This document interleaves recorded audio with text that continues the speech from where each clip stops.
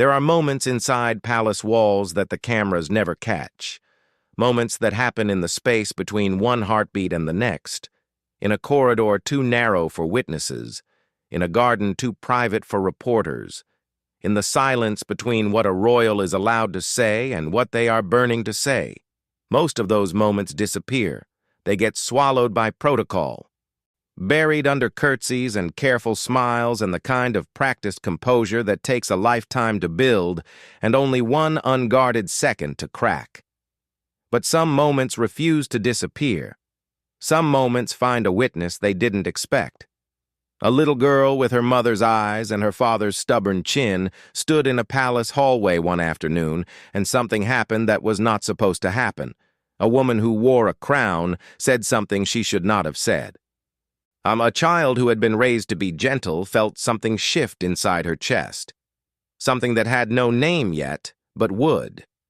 And a man in a uniform, standing exactly where protocol said he should stand, made a decision that protocol said he should not make. He stepped forward. That step, 3 feet across marble floor, would echo for years. What happened before it? What happened after it? And what it revealed about the invisible war being fought inside the most famous family on earth. That is the story you are about to read.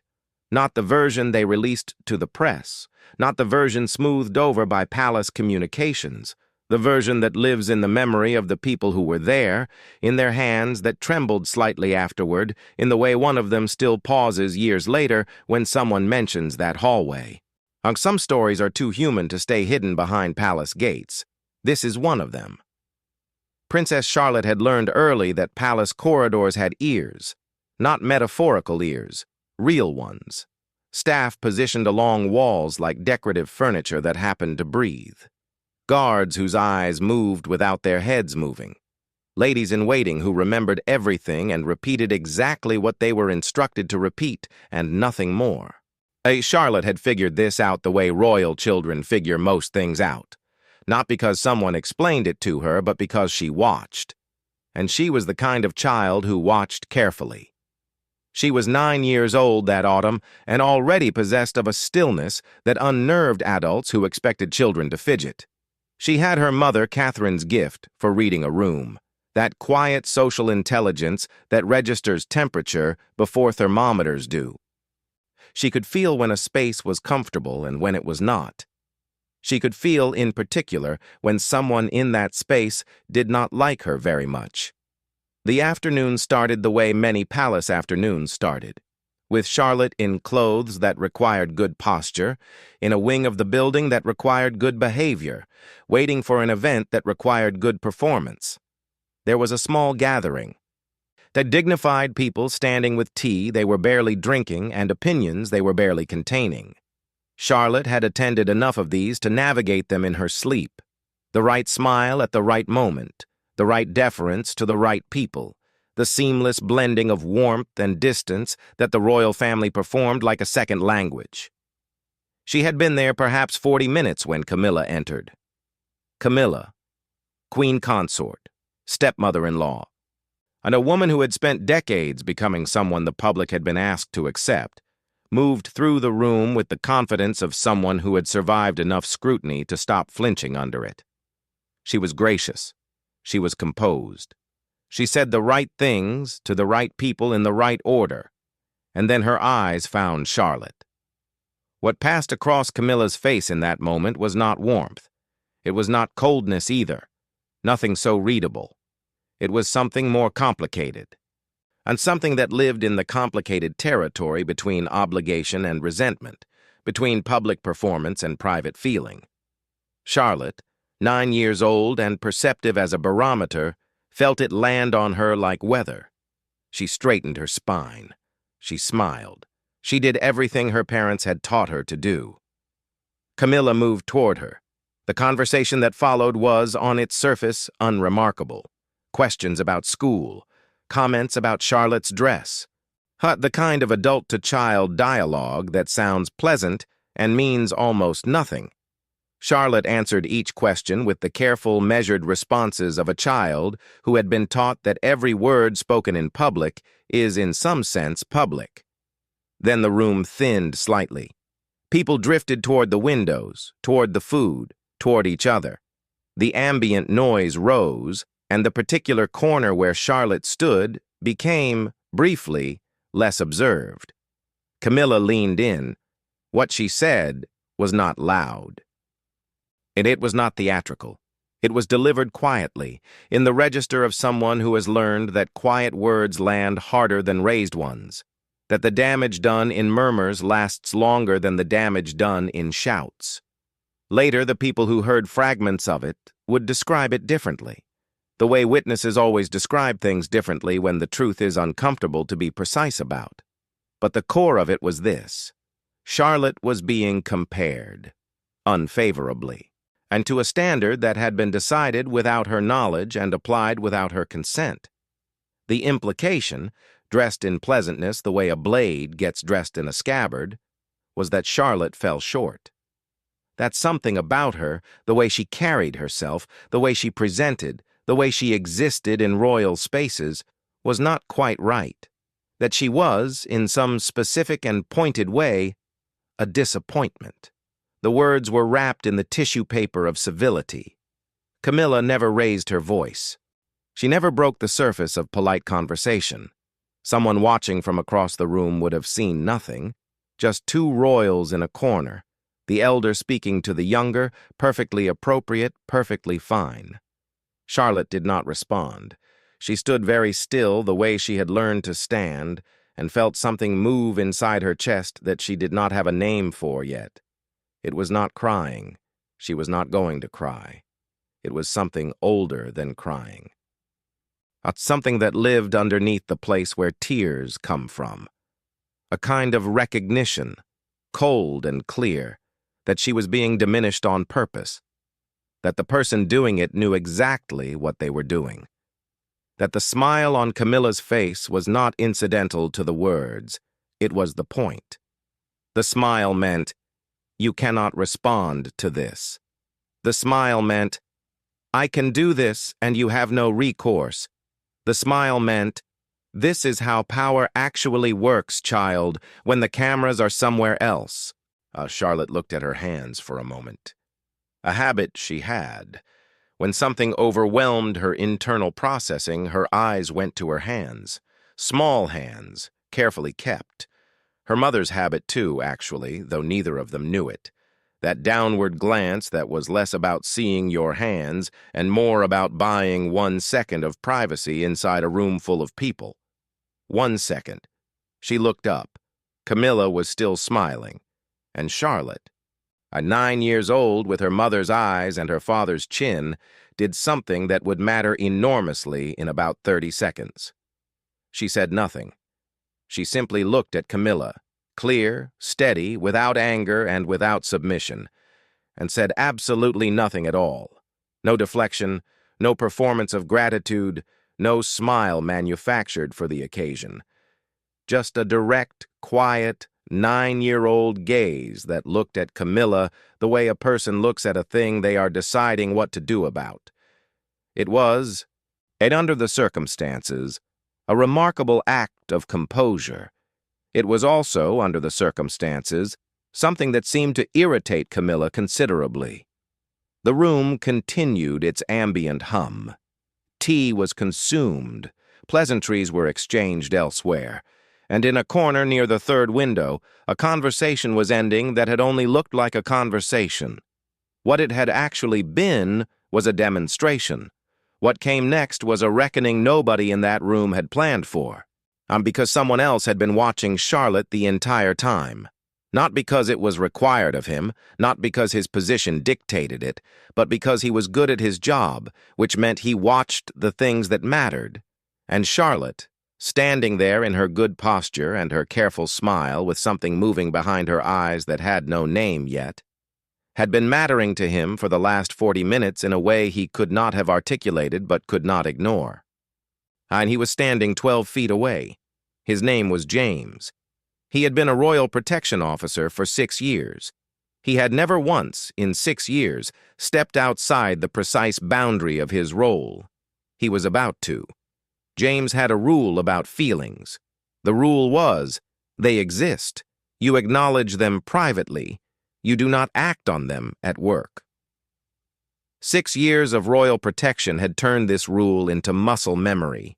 He had seen things that would have made ordinary men say something, do something, to pick up a phone and call someone. And he had stood exactly where he was supposed to stand, watched exactly what he was supposed to watch, and kept his face the precise neutral that the job required. He was not cold. The people who knew him away from the uniform, his sister in Exeter, the 3 friends from his army years who still texted him football scores, would have laughed at the word cold applied to James. He was, by his own self-assessment, a man who felt things with an inconvenient depth, and had spent considerable professional energy learning to feel them very quietly. He had been assigned to Charlotte's detail 18 months ago. It was not an emotional assignment. That was not how these things were framed. But something about this particular child, with her watchful composure and her small acts of observation, had worked its way into the part of him that was not his job. She reminded him of his niece. And that was the whole of it. That was the entire psychological root of what happened next. She reminded him of his niece, the same quality of self-contained intelligence, the same way of watching adults with her full attention while pretending to watch something else. His niece was 7 and fierce and had once told a school bully with complete calm that she had already thought of 17 ways to ruin his life and was still deciding.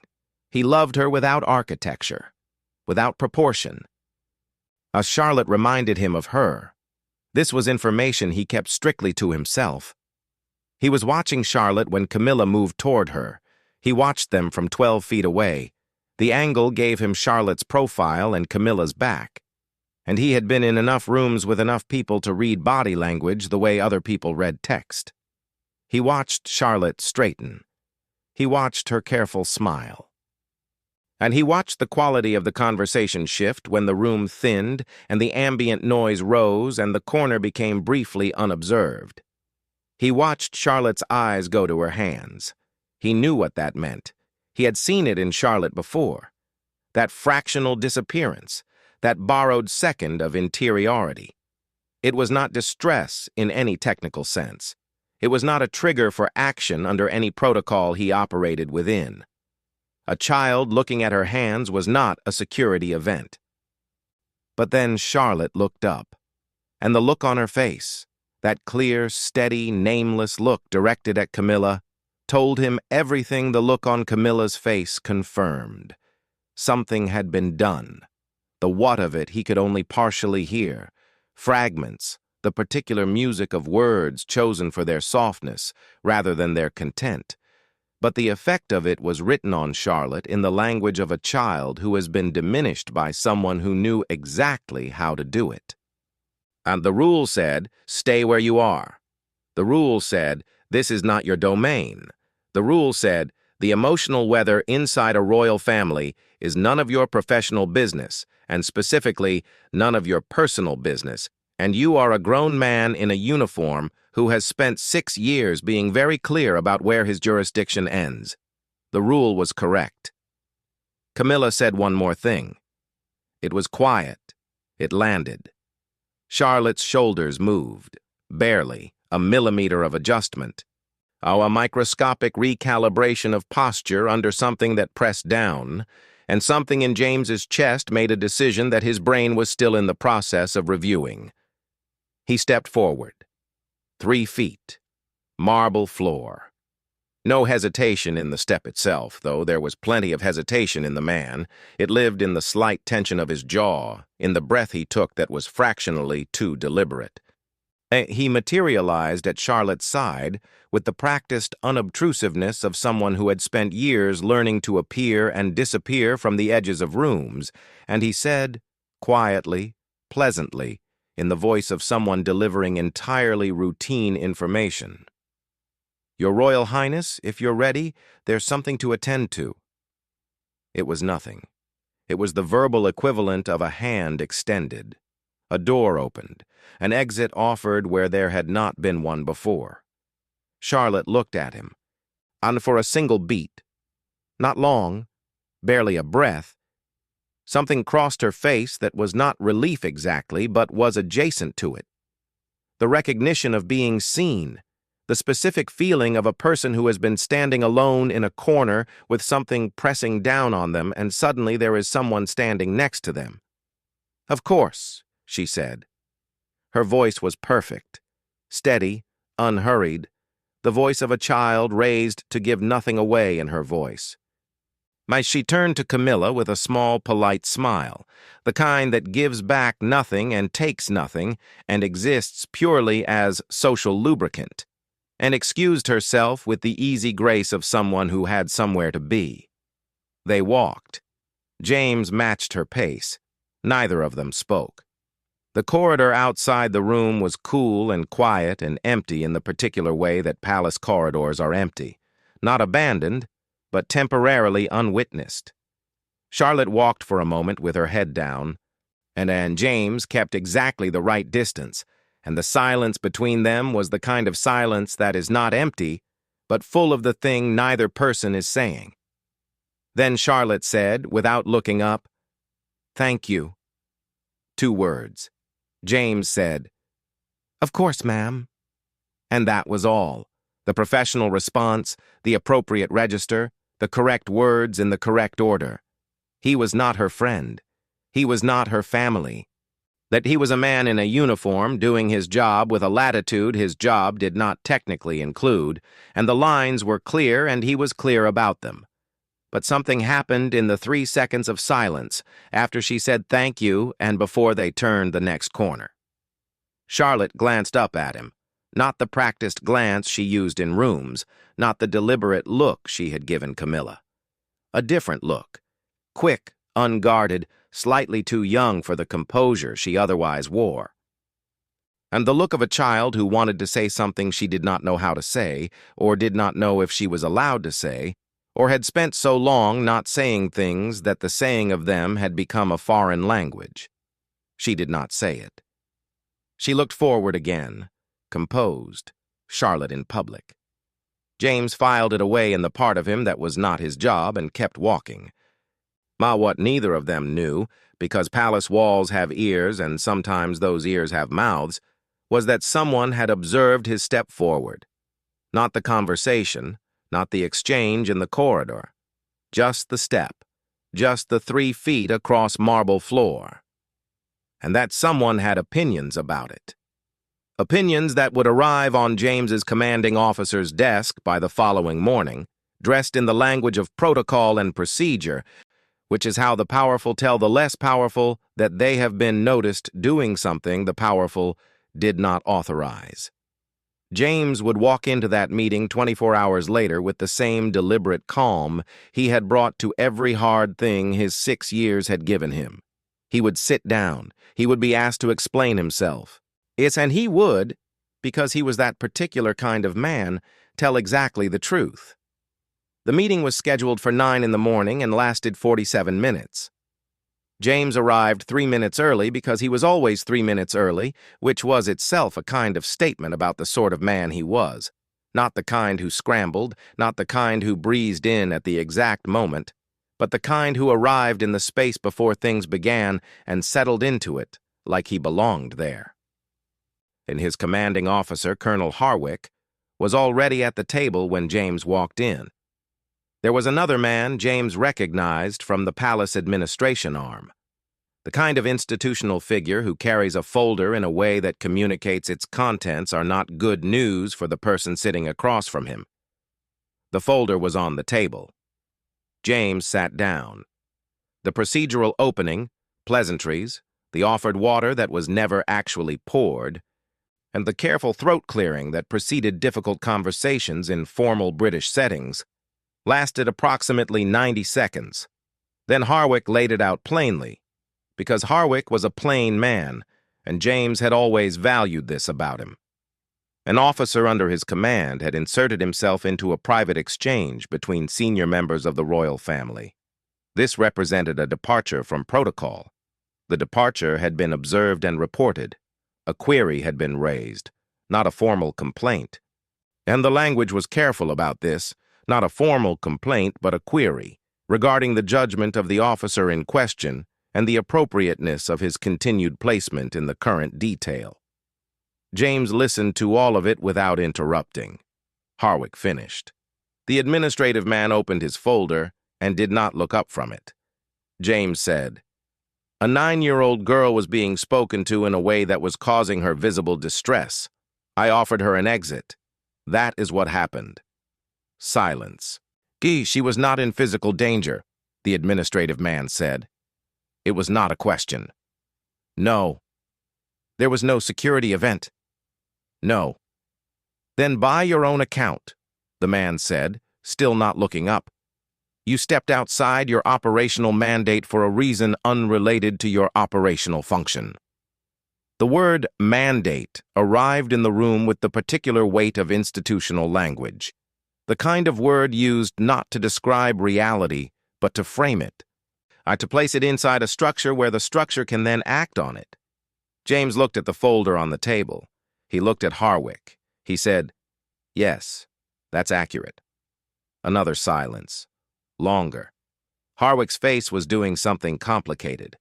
And it was doing what faces do when they belong to people who are required by their position to say one thing and are personally disposed to believe another.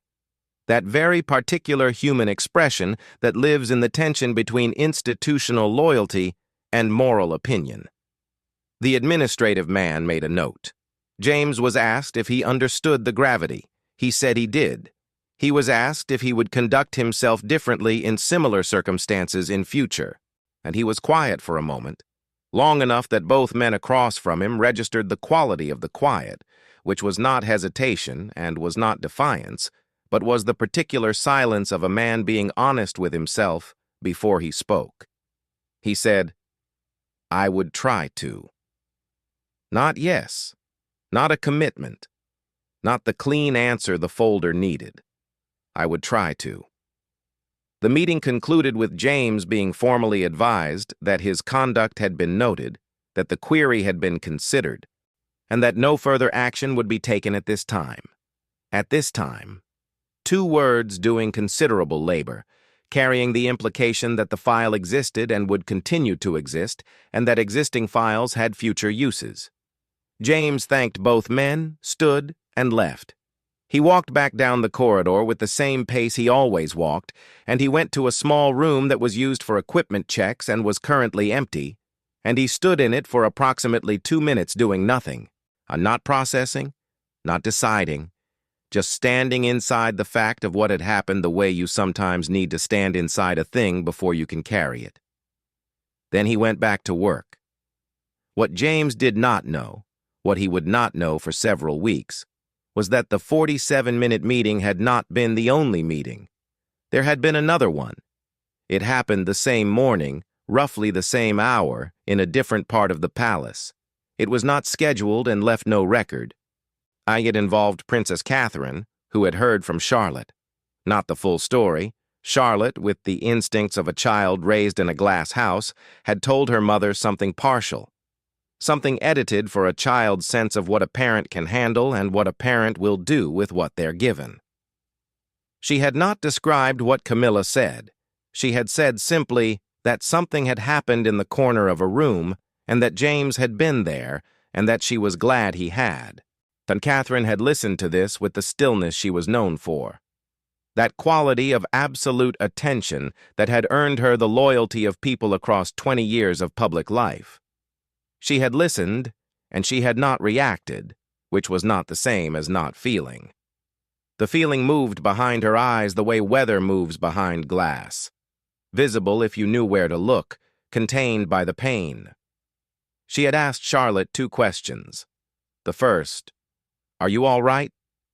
My Charlotte had said yes in the way children say yes when they mean something more complicated, and Catherine had heard the complication and filed it in the place where mothers file the things they will return to later. The second question she had not asked Charlotte. She had asked it elsewhere, through the kind of quiet channel that exists in institutions where direct inquiry is impractical and people with authority have learned to ask sideways. She had asked, "What happens to James?" She did not receive a direct answer. she received the institutional version of an answer: assured language, procedural language, the language of systems describing themselves.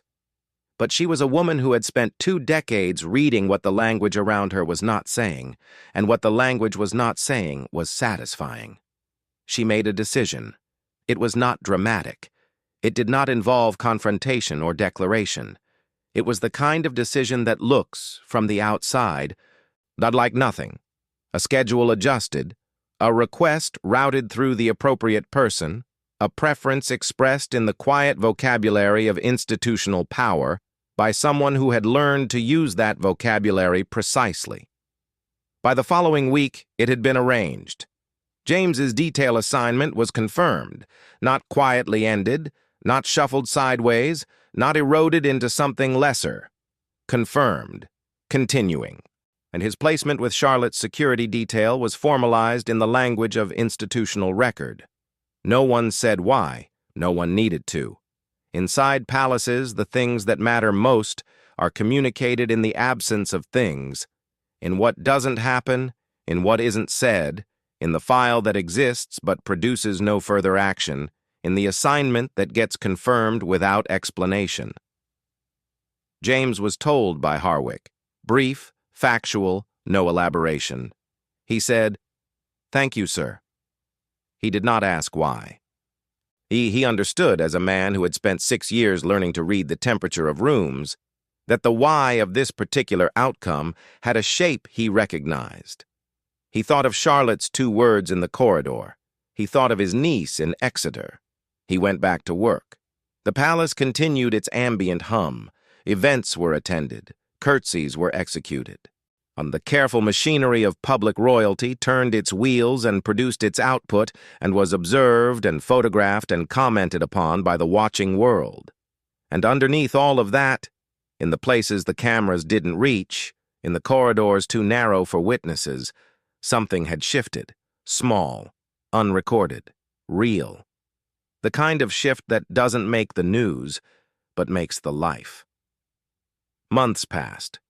The way months pass inside institutions, measured not in feelings, but in events. And in seasons changing outside windows, you are always moving past too quickly to look through properly. Charlotte turned 10. Her birthday was documented in the careful way royal birthdays are documented. Official photographs, public statements, the machinery of image management producing its output with practiced warmth. She smiled in all the right photographs. She wore the right dress. She said the right things to the right people. She was, by every observable measure, perfectly fine. And James attended the birthday function as part of his detail. He stood where he was supposed to stand. He watched the room with the professional attention the room required. He noted Charlotte's composure, her easy navigation of the event, the way she moved through rooms of adults now with something that had upgraded from careful performance to something slightly more natural. The beginning of genuine confidence, and the faint outline of the woman she was becoming visible in the way she held herself. He noted also that Camilla was present. He watched Charlotte's response to Camilla's presence, the fractional adjustment, there and then gone, the conscious smoothing over that replaced instinct with decision. Charlotte was learning to do what all the women in her family before her had learned to do. Hold the difficult thing inside a composed exterior and carry it through the room without spilling. It worked. It always worked, until it didn't. But that was not this day. This day, it worked. And Charlotte moved through her birthday with the grace of someone who had been practicing grace since before she could articulate what the word meant. And the photographs were taken, and the public received their content, and the private reality continued its life somewhere underneath all of it. James drove home that evening in the ordinary way. And he stopped at a petrol station and bought a terrible coffee and stood outside for a moment in the November dark, which is a thing people do when they need a minute that belongs only to them. The coffee was as terrible as expected. He drank it anyway. He thought about his niece, who had recently started secondary school and was reportedly navigating it with the same blunt tactical intelligence she had always possessed. And his sister had texted a story about it that had made him laugh in a way that moved through his whole chest. He thought about Charlotte. Not with sentiment. He was clear about that in himself, the way he had always been clear about the lines. Not sentiment. More like the way you think about a person you have been trusted with. The specific weight of someone else's welfare carried carefully. He finished the coffee, got back in the car. What he didn't know, what Charlotte didn't know, was that the afternoon in the corridor had become a thing they both carried differently, not heavily, not as a wound or a landmark, more as a reference point. The way certain moments become the thing you return to when you're deciding who you are. Not because they were dramatic, but because they were clear. Because in the moment of maximum social pressure, something true had happened. Someone had stepped forward. But Charlotte had thought about it in the months afterward in the intermittent way that children process significant things, not in one sitting but in fragments, at the edges of other thoughts, late at night when the palace was quiet and the composure she maintained all day relaxed into something more honest. She did not fully understand what Camilla had intended to do. She understood the effect of it. She understood the specific flavor of diminishment wrapped in pleasantness, and the way it was designed to reach her and leave no fingerprints. She understood that the smile had been the point. And she understood in the way 9-year-olds who are paying close attention sometimes understand things more cleanly than adults, that the step forward, James, 3 feet, marble floor, 1 quiet sentence, had not just offered her an exit from a corner. It had said something. It had said, "I see what is happening here." It had said, "You are not imagining it." But it had said, "You are worth the step." Children file these things. They file them in the place where their sense of themselves is being assembled, where they are making the ongoing decision about whether the world can be trusted and whether they themselves are worth trusting. Charlotte filed it there. Years later, not that year, not the next, she would be in a situation where someone was being diminished in precisely the same way. Quietly, with a smile, but in a room where no one was observing closely. And Charlotte, older now, would feel the moment coalesce inside her with a clarity that surprised her. She would feel the decision arrive without drama, not whether to act, but how. She would step forward, not 3 feet across marble, different floor, different room, different version of the same essential truth. But the lineage of it was direct.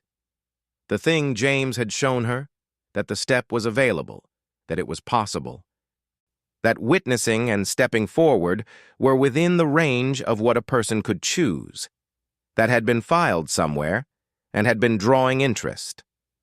She would not think about James in that moment, not consciously, but it was there.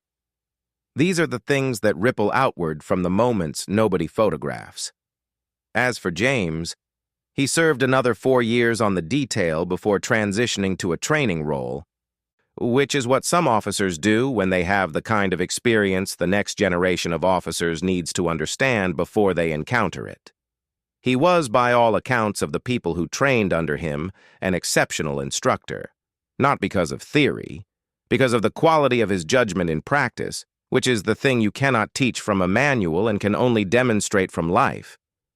He talked about threshold moments in his training sessions, the moments when the protocol is clear and the protocol is wrong, and you have to decide who you are at speed.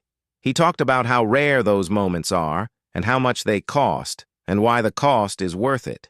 He never used the specific incident as an example. The people who trained under him did not need to know where his knowledge came from to receive the knowledge. The transmission was complete. Inside the palace, inside the magnificent, pressured, complicated family that lived its life between marble walls and public perception, things continued. They always continued. The machinery turned. The photographs were taken. The smiles were executed. The curtsies fell at precisely calibrated angles. And somewhere underneath all of it, a girl who had been asked to be smaller chose not to be. Not that day. That day she had needed someone to stand next to her, and she had been given it. And that was the whole truth of that day. Nothing more complex than a child in a corner and a man who decided, against every protocol and in perfect accordance with something older than protocol, that she should not be standing there alone.